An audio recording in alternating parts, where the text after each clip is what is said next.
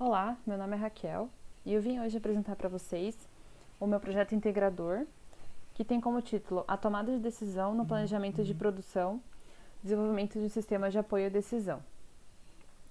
O meu grupo ele é o Elcio, o Leandro, o Paulo, eu e o Renan, e nós somos alunos de Engenharia de Produção da Universidade Virtual do Estado de São Paulo, a Univesp. Como introdução, a gente fala que o avanço tecnológico da Revolução Industrial trouxe a necessidade de mudanças no sistema produtivo para acompanhar o crescimento populacional e econômico mundial. Para otimizar os processos e trazer maior produtividade, os estudos em torno do apoio à tomada de decisão foram intensificados. As organizações hoje contam com bancos de dados cada vez mais alimentados e alta tecnologia, que permitem fornecer mais informações aos gestores, tanto no âmbito de planejamento como no de controle, direção e em todas as camadas da organização. Então, os objetivos gerais do nosso trabalho foi a criação de um sistema de apoio à decisão para auxiliar o gerente de produção na escolha do próximo produto que vai entrar na linha, ou seja, no sequenciamento, no planejamento da produção. Dentre os nossos objetivos específicos, então, estão entender e analisar o sistema de planejamento e controle da produção, aprender sobre sistemas de apoio à decisão, estudar atitudes que podem ser tomadas para a resolução do planejamento e controle da produção e criar um sistema de apoio à decisão para auxiliar no planejamento e controle da produção. No desenvolvimento, então, a gente trouxe o estudo de caso de uma empresa com sede na região metropolitana de Campinas, na cidade de Sumaré, que produz vários bens de consumo, mas nós focamos na produção de esponjas.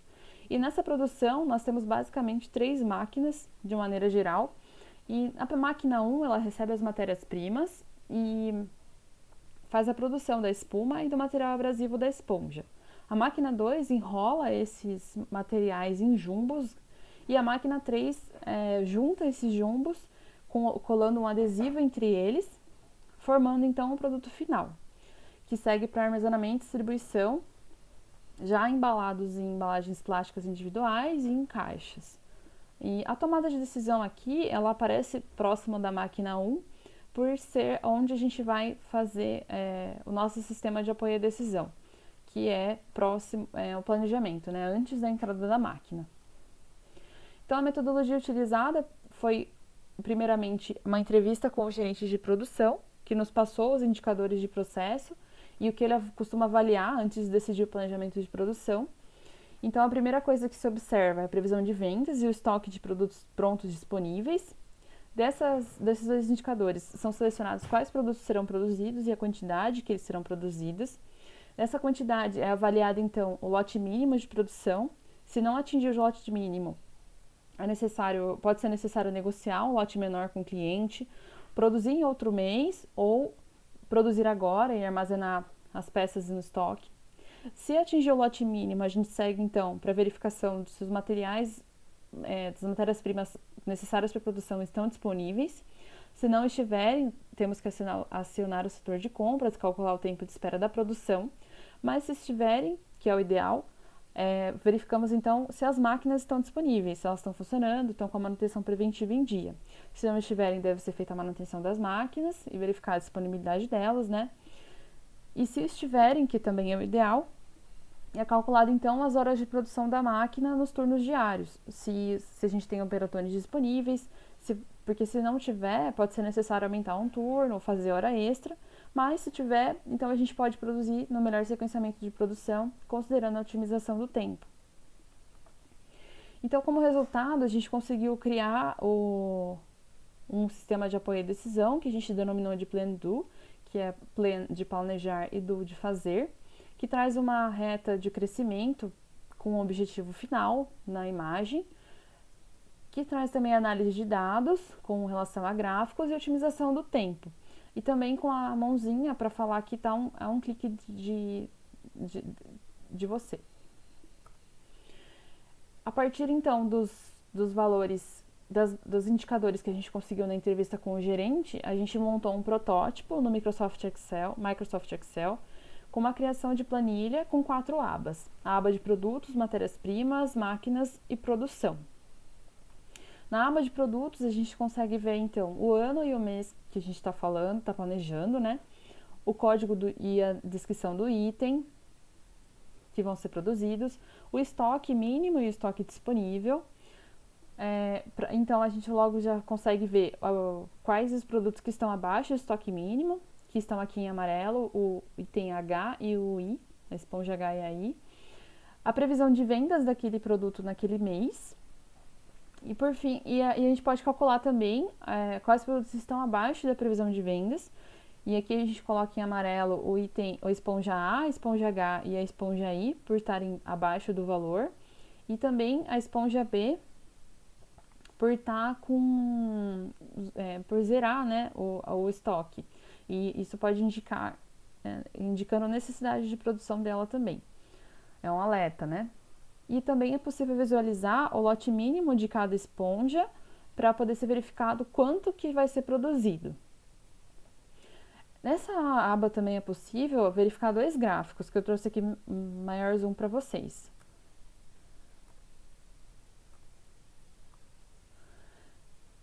O gráfico do abaixo prévio está em unidades da esponja e mostra o mesmo dado que a gente viu na tabela, né, que é indicado com as setinhas em laranja, em vermelho, desculpa. E aqui, então, é um gráfico de barras que mostra quais produtos estão negativos, né? Quais que são os produtos que precisam ser produzidos. E no gráfico de controle de produção, de novembro de 2020, a gente vê as três informações da outra tabela também. Em verde, a gente vê o estoque disponível em unidades. Em vermelho, a previsão de vendas em unidades. E em azul, o que está abaixo da previsão de vendas, né? Que é o que precisa ser produzido também. Já na aba de matérias-primas, a gente tem, então, o ano e o mês, aqui no caso de outubro, porque a gente está verificando no mês anterior, né, o quanto sobrou de material, o código do item que vai ser produzido, que no caso são as esponjas, e o código das matérias-primas, descrição de matéria-prima, a unidade que ela é registrada, o fator de uso, que é o fator que mostra a quantidade de matéria-prima que é utilizada para a produção de uma unidade do item da esponja, o estoque disponível em unidades de matéria-prima, a produzir em unidades de esponja. Então aqui essa seta indica também que é o que precisa ser preenchido pelo gerente de produção. E aí o a usar em unidade de esponja é o calculado na planilha, multiplicando o a produzir pelo fator de uso, e a quantidade livre é o que vai sobrar, né, no estoque a partir do quanto vai ser utilizado na produção. Então, só que o que a gente tem que observar é que todas as esponjas elas utilizam espuma poliuretano, por exemplo, o material necessário para todas. Então, para poder calcular a quantidade da esponja B, quanto de estoque vai sobrar, né? A gente tem que sempre pensar, descontar o valor que foi utilizado na produção da esponja A, para não ter uma ilusão de que ilusão de estoque, né? A gente precisa sempre estar acompanhando, atualizando esses dados. Então, é atualizado da esponja A para a esponja B, da B para H e da H para I, que são os 4 produtos selecionados na planilha, na aba produtos, que são os 4 itens que devem ser produzidos. Os que estão em azul aqui na última coluna da quantidade livre, é só para mostrar que todos eles ficaram, mesmo calculando toda a produção e usando o fator de uso, que também considera a perda, ainda assim todos esses itens vão continuar disponíveis no estoque numa certa quantidade, né? Nenhum foi zerado ou não está nenhum negativo, então também não precisa abrir uma ordem de compra imediatamente. Na planilha, na aba de máquinas, a gente verifica a disponibilidade das máquinas e a manutenção preventiva. Então, a gente vê que em setembro, por exemplo, houve um reparo necessário da máquina 1. Aqui a gente trouxe só a máquina 1, porque é a máquina que a gente vai tomar essa decisão de imediatamente, né? A primeira que vai ser ligada. Mas também é interessante observar as outras máquinas, né? Para poder fazer a linha toda de produção. Então, a gente verifica aqui agora no mês de novembro, A manutenção preventiva está em dia, foi feita em outubro, né? Está em dia. O responsável foi o operador chamado João Silva. E a capacidade em porcentagem da máquina, quanto que ela vem fazendo. Então, você percebe que o rendimento estava caindo, fez um reparo e melhorou. O setup, que é o tempo normalmente em minutos que essa máquina demora para ligar. Aqui foi estimado 20 minutos também para novembro, para poder fazer o cálculo, em torno de 20 minutos para poder fazer o cálculo de horas, né, necessárias para fazer os produtos dessa produção desse mês. Os dias de funcionamento de cada das máquinas para a produção de cada item. Então, por exemplo, do mês de setembro, os dias de 1 a 9 foram produzidas a esponja A e foram produzidas 5.000 unidades. Dos dias 12 a 24 foi produzida a esponja J, 300 unidades, e assim por diante.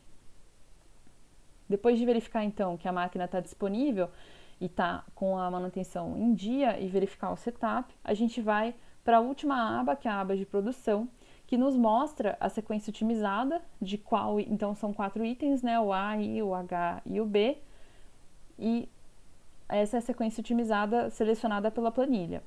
A quantidade a produzir é o que a gente já tinha determinado anteriormente, e aí ele mostra pra gente quanto tempo se gasta para produzir uma unidade de cada item.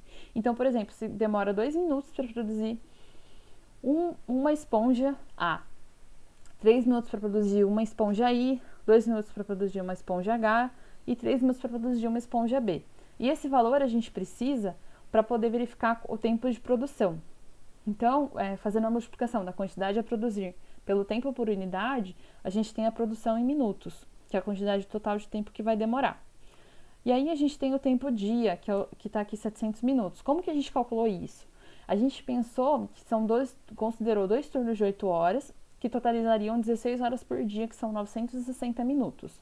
Considerando 1 hora de almoço para cada turno e 2 intervalos de 20 minutos para cada turno, totalizaria 2 horas e 40 minutos. No final do dia, seriam então 720 minutos de operação da máquina, considerando que a máquina não para de trabalhar no intervalo de turno, ela fica apenas em stand-by. E aí também considerando o setup de 20 minutos do início do primeiro turno. E o total final, então, é de 700 minutos. Calculando, dividindo o total de minutos de produção pelo tempo no dia, a gente chegou em 20 dias, que é exatamente o tempo estimado, né? O tempo estimado de produção em um mês, que são 20 dias. Então, aqui a gente chegou num resultado adequado, que era o que a gente precisava. Nas considerações finais, a gente vê que o sistema de apoio à decisão é muito explorado e muito utilizado no sistema de produção. Ele facilita de forma significativa o trabalho da produção, auxiliando o dia a dia da fábrica. Percebemos também a complexidade que existe na tomada de decisão na produção, porque a fábrica tem diversos itens, necessita de muitas informações para poder tomar a decisão de planejamento de produção. E a gente concluiu também que o SAD é realmente necessário, ele realmente a gente precisa realmente desses sistemas para nos ajudar, porque ele auxilia no desenvolvimento do planejamento de produção e também pode ajudar a evitar problemas maiores que poderiam envolver toda a organização. Aqui a gente trouxe também essa figurinha do Plan Do Check Act, porque o Plan Do também veio do PDCA, que é uma ferramenta de melhoria contínua que é muito utilizada. E a gente acredita também que pode ajudar a gente, né? Esse sistema de apoio à decisão que a gente criou pode ser utilizado no início de um PDCA, por exemplo. Então, muito obrigada pela atenção e eu espero que vocês tenham gostado do nosso trabalho. Tchau!